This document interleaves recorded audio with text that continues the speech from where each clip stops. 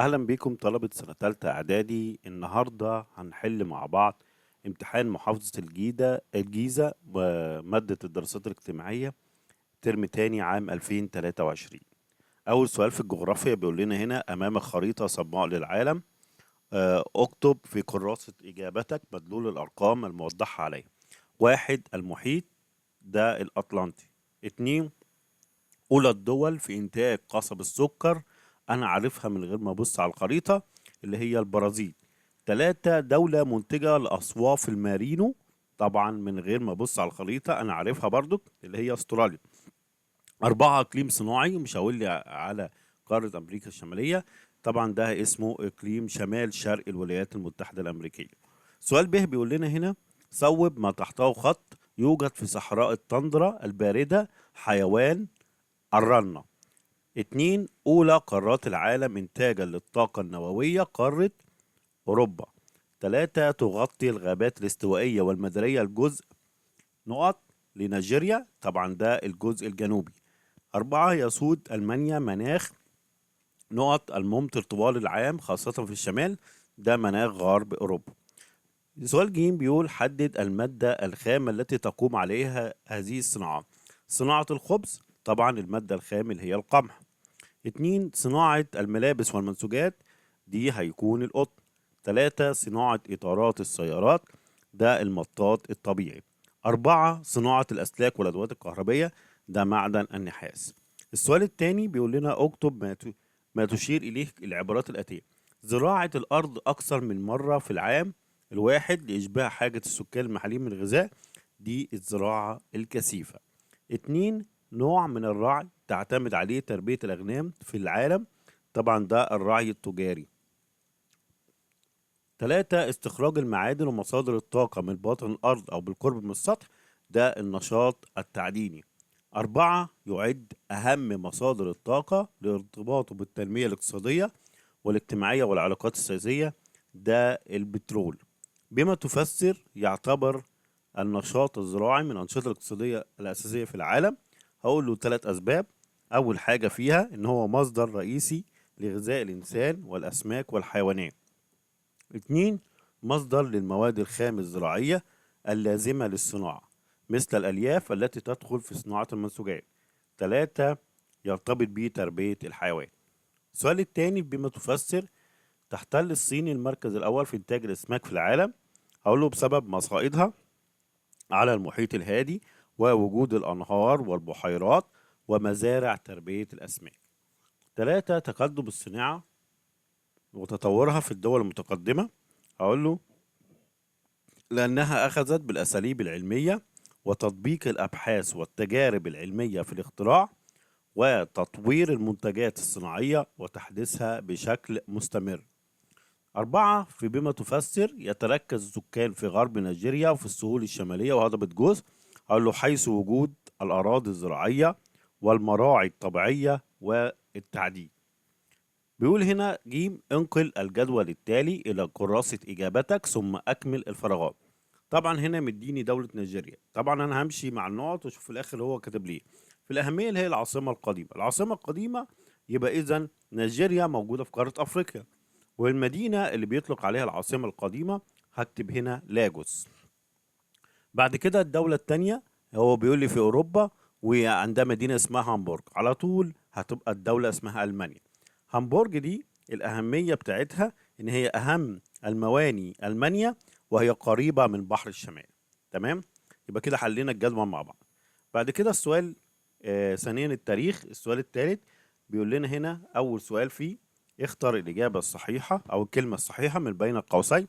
يعتبر تأميم شركة قناة السويس من إنجازات ثورة 23 يوليو 1952 في المجال، طبعا ده السياسي. 2. إحكاما للحصار الاقتصادي على إسرائيل في مايو 1967 تم إغلاق خليج العقبة. 3. نجحت القوات المصرية في هزيمة القوات الإسرائيلية في معركة رأس العش عندما حاولت احتلال مدينة بور فؤاد. 4. قرر وزراء العرب في اجتماعهم بالكويت أثناء حرب أكتوبر 1973 حظر الصادرات النفط. 5. كانت معاهدة السلام بين مصر وإسرائيل برعاية طبعا أمريكية. بالسؤال به بيقول أمامك صورة لمدينة مصرية محررة برفاف عليها علم مصر الغالي. تأمل الصورة ثم أكمل. ما المدينة التي استعادتها مصر في مارس 1989؟ طبعا دي مدينة طابة. الهيئة الدولية التي أصدرت حكمها لصالح مصر؟ دي محكمة العدل الدولية. 3. من الرئيس المصري الذي عادت في عهده هذه المدينة؟ طبعا الرئيس الراحل محمد حسني مبارك. بعد كده السؤال جيم بيقول لنا هنا دلل على صحة العبارة الآتية: لفلسطين أهمية في قلب كل عربي. هقول ولد بها السيد المسيح وأسرى إليها سيدنا محمد، وبها المسجد الأقصى أولى القبلتين وثالث الحرمين. بعد كده السؤال دلل للسلام مزايا عديدة لمصر ووطننا العربي. هقول له ألف الاستقرار الداخلي للدول العربية. رقم ب دفع عجلة التنمية الاقتصادية والاجتماعية وإصلاح البنية التحتية للبلاد. ج تشجيع رؤوس الأموال العربية والأجنبية للاستثمار في مصر والدول العربية. رقم د تنشيط حركة السياحة وبالتالي زيادة الدخل القومي. رقم واو إقامة المشروعات الوطنية. تمام. بعد كده السؤال الرابع، أول سؤال فيه ألف لمن تنسب الأعمال الآتية: أسس تنظيم ضباط الأحرار. ده الرئيس جمال عبد الناصر.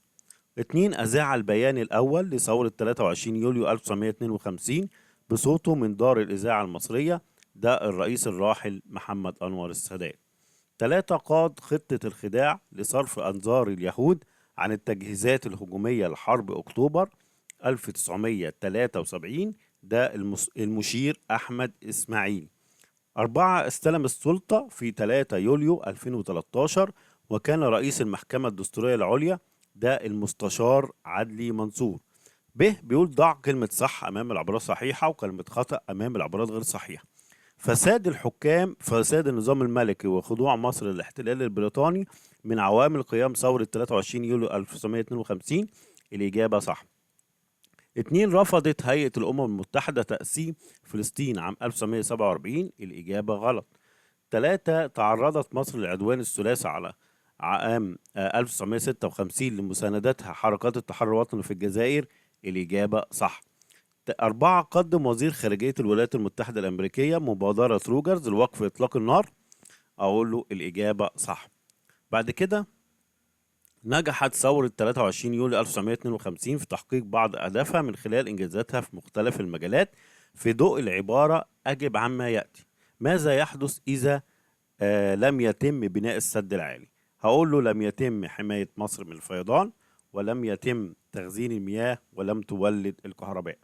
بعد كده آخر سؤال معانا: ما المقصود بعدم الانحياز؟ هو عدم الانضمام أي من الكتلتين الشرقية والغربية. وبكده يا جماعة يكون حلينا مع بعض امتحان محافظة الجيزة لمادة الدراسات الاجتماعية ترم تاني عام 2023. بالتوفيق للجميع، واتمنى يا رب يكون حليته كويس وتخشوا على اللي انتوا عاوزينه في الثانوية. وشكرا ليكم وبالتوفيق للجميع ان شاء الله.